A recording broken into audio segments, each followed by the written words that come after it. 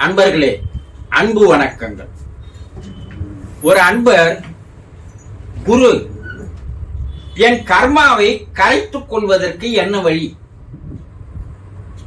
என்று ஒரு அற்புதமான கேள்வியை கேட்டிருக்கிறார்.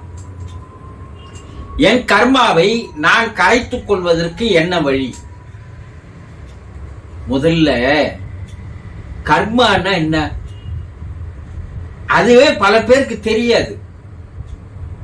அது தெரியாமல் தான் வாழ்ந்து வருகிறார்கள்.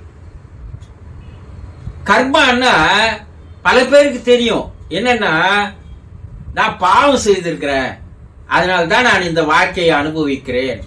அவன் புண்ணியம் செய்திருக்கிறான், அதனாலதான் அவன் நல்லா இருக்கிறான். கிராமப்புறங்களில் சொல்வார்கள் இல்லையா? இந்த பாவ புண்ணியம் என்பது ஒரு மனிதன் தான் வாழ்கின்ற வாழ்க்கையிலே செய்கின்ற செயல்களை வைத்து அவன் தேடிக்கொள்ளுகின்ற பதிவுகள் தான், வேறு ஒன்றுமே கிடையாது. கர்மா என்பது, வாசனை என்பது, சமஸ்காரம் என்பது, பதிவுகள் என்பது, இவை எல்லாமே ஒரு பெயர் தான். பாவம் புண்ணியம் எல்லாம் ஒரே பெயர் தான். அப்போ இந்த கர்மாவை வேறு யாராவது தருகிறார்களா? கிடையாது. இறைவன் தருவது கிடையாது. இறைவன் உனக்கு அறிவை தந்து, அற்புதமான ஒரு மனித பிறவியை தந்து, அரிதிலும் அரிது மானிடராய் பிறத்தல் அரிது. மானிடராய் பிறப்பினும் கூன் குருடு செவிடு நேக்கி பிறத்தல் அரிது. செவிடு நீங்கி பிறந்த காலையும் ஞானமும் கல்வியும் நயத்தல் அரிது.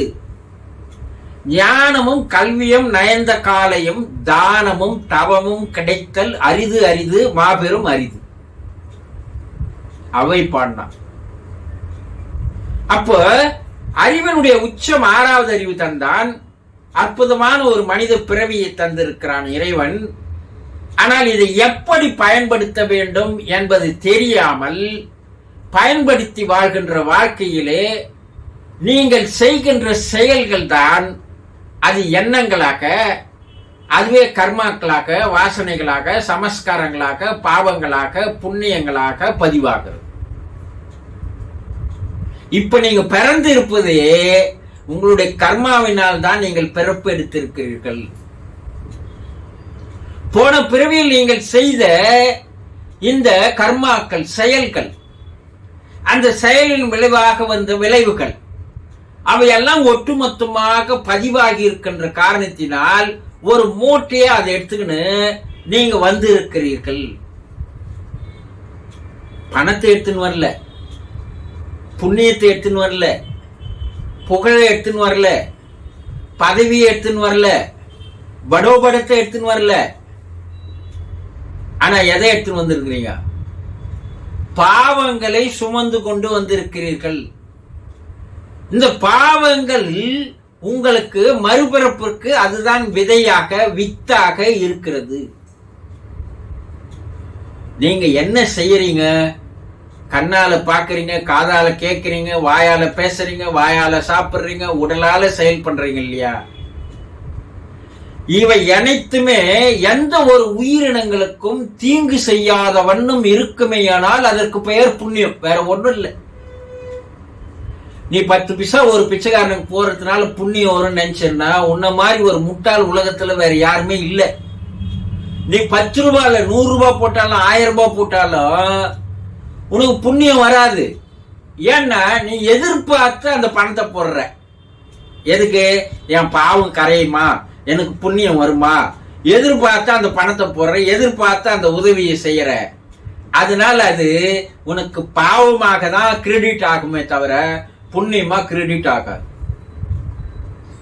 சரி, என் கர்மாவை கலைப்பதற்கு நான் கோயில் கோயிலா போறேன், குளங்களெல்லாம் குளிக்கிறேன், எல்லா கடவுளையும் வணங்குறேன், நான் மாலை போட்டுன்னு இருக்கிறேன், மலை ஏறுறேன், கிரிவலம் வர்றேன், எல்லாம் வரேன். என் கர்மா கரையுமான்னா சத்தியமா கரையாது. என்ன குரு அப்படி சொல்றீங்க? நீ கர்மா கரைவதற்குண்டான வேலையை நீ செய்யவில்லை. உன் சுயநலத்திற்காக எதிர்பார்த்து நீ செய்கின்ற செயல்கள் எல்லாம் கர்மா கரையாது. நீ கோயில்ல போய் வணங்குறதுனால உன் கர்மா கரையும்னா இன்னைக்கு எல்லாரும் எங்க இருப்பான்? கோயில்ல தான் இருப்பான் இல்லையா? சரிப்பா, ஒரு 100 பேருக்கு சாப்பாடு போடு, அது புண்ணியமா போச்சு அப்படின்னா, ஐயோ எனக்கு புண்ணியம் சேரணும்னு எதிர்பார்த்து நீ 100 பேருக்கு சாப்பாடு போடுற, அதுலயே அந்த அன்னதானம் உனக்கு பயன் தராது. ஒரு வாழை முறை ஏதாவது எதிர்பார்த்து தருதா? இந்தா என்னுடைய மரத்தை எடுத்துக்கோ, எனக்குள்ள இருக்கிற தண்டை எடுத்துக்கோ, என்னுடைய பூவை எடுத்துக்கோ, என்னுடைய இலைய கூட எடுத்துக்கோ, என்னுடைய காயை எடுத்துக்கோ, என்னுடைய பழத்தை கூட எடுத்துக்கோ, அடிமட்டம் வரைக்கும் என்னை வெட்டி நீ எடுத்துக்கோன்னு சொல்லுது. ஏதாவது எதிர்பார்த்து அந்த மரம் செய்கிறதா? சொல்லுங்க. ஆனா நீங்கள் எதையும் எதிர்பார்த்து இதையெல்லாம் செய்துட்டு, நான் கோயிலுக்கு போனேன், குளங்களுக்கு போனேன், மாலை போட்டேன், மலை ஏறினேன், கிரிவலம் வந்தேன். நீ ஆயுஷ் பூரா கிரிவலம் வந்தாலும் உனக்கு ஒரே 1%, 0%ல இருந்து 1.1% கூட உன்னுடைய கர்மா கரையாது, உனக்கு புண்ணியம் சேராது. அப்ப என்னதான் வழி? நீ போன பிரிவில் வாங்கி வந்த கர்மா உங்ககிட்ட இருக்குது. இப்ப நீ இதுவரைக்கும் வாழ்ந்து இருக்கிற கர்மா உங்ககிட்ட இருக்குது. இனிமேல் வரப்போற கர்மாவும் இருக்குது. இத வேதாத்ரி மகரிஷி மிக எளிமையாக அருட்தந்தை அவர்கள் சொல்லுவாங்க. அவருங்க சொன்ன மாதிரி எளிமையா இந்த உலகத்தில் யாருமே சொன்னது கிடையாது. போன பிரிவில நீ சேர்த்ததுக்கு என்ன சொல்லுவாருன்னா, அவரு முற்காலத்தினுடைய பதிவுகள். இப்ப நீ இருக்கிற வரைக்கும் நீ சேர்த்துனுக்கிறது என்னன்னா தற்கால பதிவுகள், நீ எதிர்காலத்துல சேர்த்துக்கு போற பதிவுகள். அப்போ உங்ககிட்ட ரெக்கார்ட் ஆகாது இருக்கணும். இப்ப முற்கால பதிவுகளை நீ டெஸ்ட்ராய் பண்றதுக்காக தான் அது நீ இந்த பிறப்பு உனக்கு இறைவன் தந்திருக்கிறான். நீ அதை டெஸ்ட்ராய் பண்றியா, கரைக்கிறியா, இல்லாத பண்றியான்னு பார்த்தா நீ இன்னும் மேல மேல சேர்த்துக்கினே தான் போற. போன பிறவியில 1 லட்சம் கடன், அந்த கடனை அடைக்கிறதுக்கு இந்த பிறவியை இறைவன் கொடுத்தான். இந்த பிறவியில நீ மேல 1 லட்சம் வாங்குற, அப்ப 2 லட்சம். அந்த 2 லட்சம் உனக்கு அடுத்த பிறவி எடுக்கிறதுக்கு விதையா வருது. இப்படி சேர்த்து கொண்டு வருகிறாயே தவிர வேறு செயலே செய்ய மாட்டேன்ற. அந்த கடனை அடைப்பதற்கு, தீர்ப்பதற்கு எந்த வழிமுறையும் நீ செய்வதில்லை. நீ செய்கின்ற எல்லா வழிமுறையுமே அம்பக்கு. அப்ப என்னதான் செய்யணும்?